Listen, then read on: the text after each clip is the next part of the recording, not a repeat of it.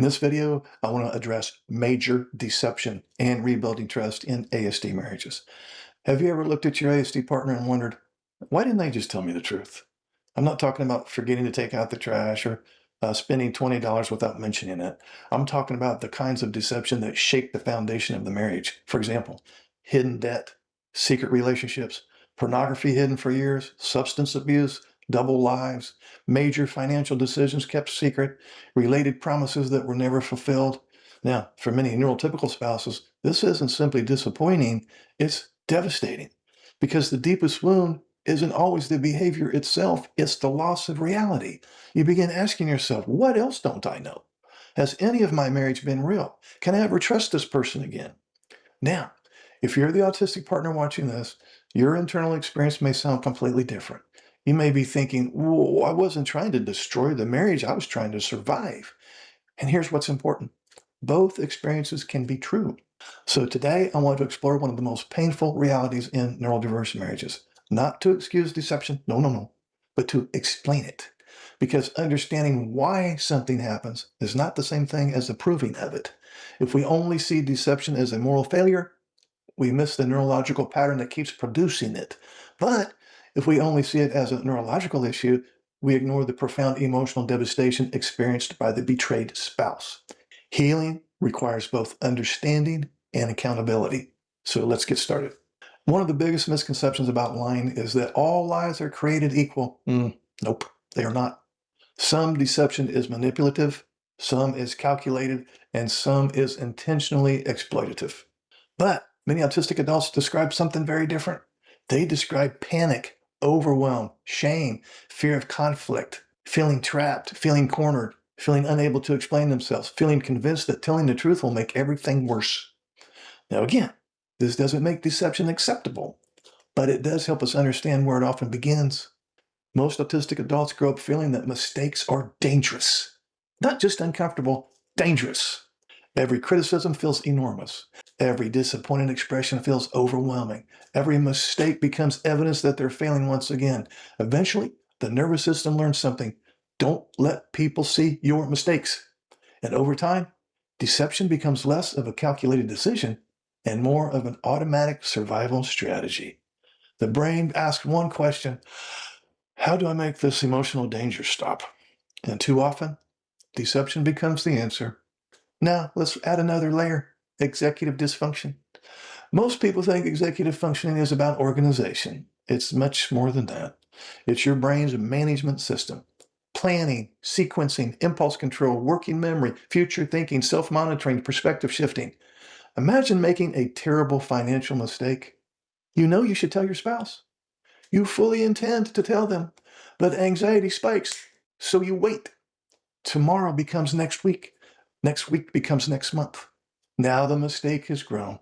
And now you're no longer hiding the original mistake, you're hiding the delay. Then you're hiding the cover-up. Then you're hiding the consequences of the cover-up. One executive function problem creates another, and eventually an entire architecture of dishonesty develops. And then many autistic adults later say, well, I never intended for it to get this bad. And often they're telling the truth. Now, here's another piece of the puzzle. It's called interoception. Interoception is your ability to recognize what's happening inside your body. Most autistic adults struggle to identify emotions until those emotions become overwhelming. Imagine trying to explain why you lied when you don't even know what you're feeling. You're not consciously thinking, I'm ashamed. Your body simply feels unsafe. Your nervous system experiences danger. Your brain looks for immediate relief, and deception provides temporary relief. The conflict disappears. The anxiety drops. The brain learns something. Lying works, at least for the moment. Every repetition strengthens that pathway. And this becomes conditioned survival learning. Now, let's shift to the neurotypical spouse, because this is where misunderstandings explode. The neurotypical spouse naturally thinks, well, if you loved me, you would have told me. Or if you respected me, you would have trusted me. Or if you cared, you wouldn't keep lying. That's all understandable. Those conclusions make emotional sense, but they aren't always neurologically accurate. Most autistic partners aren't hiding because they don't care. They're hiding because they honestly believe that telling the truth will destroy the relationship. Ironically, the deception becomes the very thing that destroys it. Their survival strategy creates the catastrophe it was trying to prevent. Isn't that a hell of a note? Now, here's another place couples get stuck. The autistic partner focuses on intention. Well, I didn't mean to hurt you. The neurotypical partner focuses on impact. You did hurt me. Both statements are true. Intentions matter, impact matters. Neither cancels the other. Real healing begins when both realities are acknowledged. So, how do we rebuild trust? Well, not with promises, not with emotional speeches, not with shaming, blaming, and calling them a narcissist, not with one heartfelt apology, not with repair work that's meaningless to the ASD spouse. Trust is rebuilt neurologically before it's rebuilt emotionally. Now, that surprises many couples. The injured nervous system isn't asking, do I believe you? It's asking, can I predict you? Predictability calms trauma, whereas inconsistency keeps trauma alive. So, the first framework is radical transparency. I said radical transparency. Transparency doesn't begin after you're caught. Transparency means volunteering information before you're asked. You admit the mistake immediately. You disclose the purchase. You admit forgetting the appointment. You tell the uncomfortable truth while it's still small. Every voluntary disclosure teaches the nervous system something new. Well, guess what? I survived being honest. Well, that's how new neural pathways are built. Second, externalize memory. Executive function makes consistency difficult. Don't rely on memory alone. Use shared calendars, shared budgeting apps, visible task lists, automatic reminders, weekly planning meetings. Those aren't signs of weakness. They're signs of neurological maturity. You're designing your environment to support your brain. Third, practice what I call micro truths. Don't wait until huge issues require honesty. Practice honesty every single day. Oh, I'm sorry, I forgot. Or I didn't follow through because I was overwhelmed. Or I simply don't know. Or I think I made a mistake here. I was embarrassed and I hated to admit it. I'm avoiding this conversation because it's too painful. Self-disclosure, transparency. This is what we're talking about here. And these tiny moments retrain your brain. Honesty becomes familiar now instead of frightening. Wouldn't that be great? Fourth, replace defensiveness with curiosity. When confronted, many autistic partners immediately begin explaining. Unfortunately, those explanations often sound like excuses. So instead, begin here. You know what? I understand why this feels devastating. Or I understand why you're questioning everything. I want to understand your experience first. Notice the difference. Understanding comes before defending. That one little change right there can completely alter the emotional direction of the conversation. Now I want to speak very directly to the spouse who has been betrayed. Your nervous system may no longer trust your own judgment. That's called trauma. Your brain is scanning constantly for danger. Every unanswered text, every unexpected expense, every unexplained schedule change, everything feels suspicious. You're not crazy. You're adapting. You're adapting to repeated unpredictability.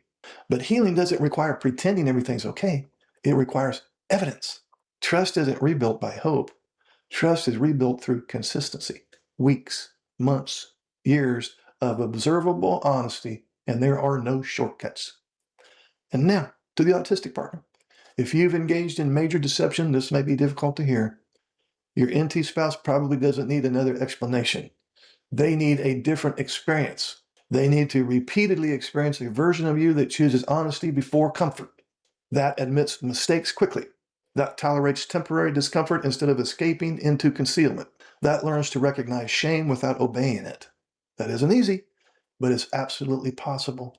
Your brain can change, habits can change, relationships can change, not overnight, but one honest moment at a time. Now I have one final thought here. Major deception rarely begins with a lie. It usually begins much earlier with fear, shame, overwhelm, with the nervous system desperately trying to avoid emotional pain. But survival strategies that once protected us can eventually destroy the very relationship we're trying to save. Now, here's the good news. The good news is that brains can learn new patterns. It's called neuroplasticity. Honesty can become safer than hiding. Transparency can become stronger than defensiveness. And trust, although painfully slow to rebuild, can grow again. one consistent choice after another. Now, if today's video helped you understand your relationship or even understand yourself, I'd love for you to subscribe. Leave a message below and let me know what resonated with you most. Hey, this is Mark Hutten. Would you like to schedule a one-on-one Zoom call? Okay, it's so simple. Just look under any of my videos in the description area. Click on this Calendly link. Now you see my calendar. Pick your month, your day, anytime that's available. Enter your name and email address. Then you'll get a follow-up email with the Zoom link on the day and time that you picked. And voila, we will talk.